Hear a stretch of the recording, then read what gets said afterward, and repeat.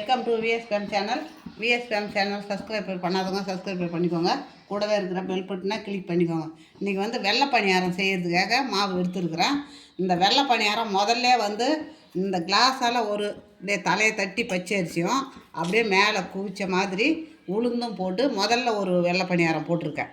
இப்போ இதை 1.25 கிளாஸ் பச்சரிசி, 1/4 கிளாஸ் புழுங்கல் அரிசி, 1/4 கிளாஸு உளுந்து எடுத்துருக்குறேன் அந்த வெள்ளை பணியாரம் போடுறதுக்கு. இன்றைக்கி இதை மாவை 2 மணி நேரம் அதே மாதிரி இந்த அரிசியை எடுத்து நான் ஊற வச்சு அரைச்சி வச்சுருக்கிறேன்.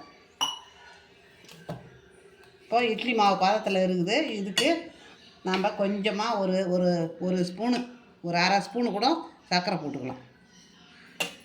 இப்போ அதுக்கு தேவையான உப்பு,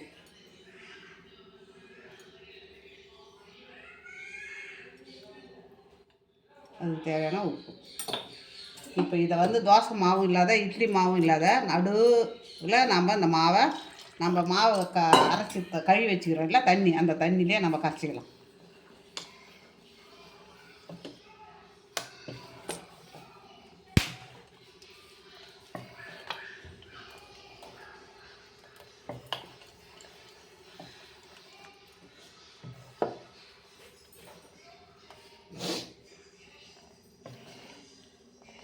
இப்போ கரண்டி இதுக்கு தெகிலாக இருக்கணும். என்கிட்ட தெகில் கரண்டி கிடையாது. இப்போ இதுக்கு குழி கரண்டி தான் இருக்குது. நம்ம அதுக்கு தகுந்த மாதிரி ஊற்றிக்கலாம். தெகில் கரண்டினா நம்ம ஊற்றும் போது அழகாக இந்த மாதிரி இப்போ மாவை கரைச்சிட்டோன்னா இந்த கரண்டியில் இதை பாருங்கள், இதை மாதிரி இருக்கணும், இந்த மாதிரி இருக்கணும் கரண்டியில். இதான் பதம். இந்த பதத்துக்கு தான் நம்ம ஊற்றணும். இப்போ இது காஞ்சிட்டான்னு பார்க்கலாம்.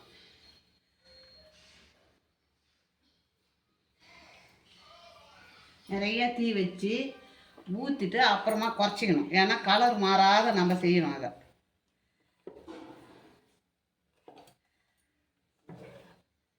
இப்போ நம்ம ஊற்றிக்கலாம்.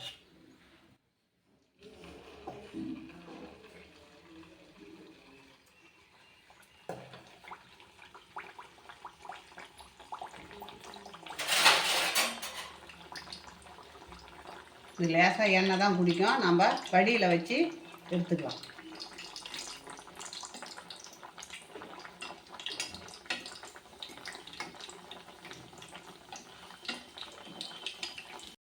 மேலே வந்துடுது.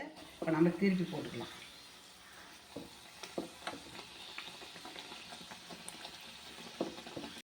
இப்போ இதை திருப்பி போட்டு ரொம்ப நேரம் வேகக்கூடாது. ஒரு 2 நிமிஷம் வெந்தால் போதும்.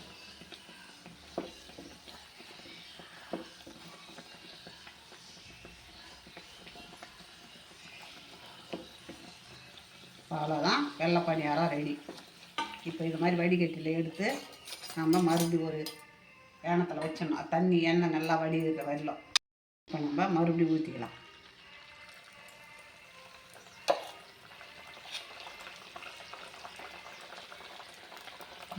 அதே மாதிரி நம்ம எடுத்து வேண்டியதுதான்.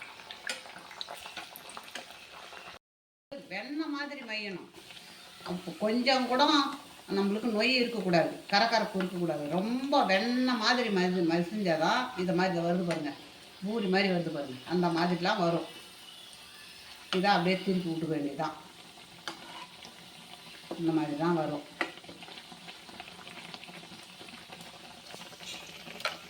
கரகரப்பாக தான் வெடிச்சிடும். நீங்கள் நல்லா சந்தனம் மாதிரி வெண்ணெய் மாதிரி அரைச்சிக்குவாங்க. அரைக்கிறதெல்லாம் இருக்குது.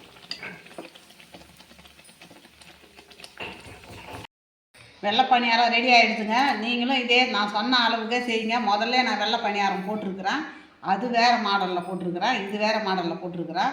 நீங்கள் இதே மாதிரி நீங்களும் செய்யுங்க. பிடிச்சிருந்ததுன்னா எனக்கு லைக் பண்ணுங்கள், கமெண்ட் பண்ணுங்கள், சப்ஸ்கிரைபர் பண்ணுங்கள். இதுக்கு கார சட்னி வச்சுருக்கிறேன். இந்த கார சட்னிக்கும் இதுக்கும் அவ்வளோ ஒரு டேஸ்ட்டாகவும் அவ்வளோ ஒரு ருசியாகவும் இருக்கும். அதுக்காக தான் நான் அதை வச்சுருக்கிறேன். நீங்களும் அதே மாதிரி செய்யுங்க. நல்லா பொசுன்னு இருக்குது பாருங்கள். இது மாதிரி தான் இருக்கும், நல்லா இருக்கும். ஆனால் பசங்க வேணும்னு தான் சாப்பிடுவாங்க, வேணானே சொல்ல மாட்டாங்க.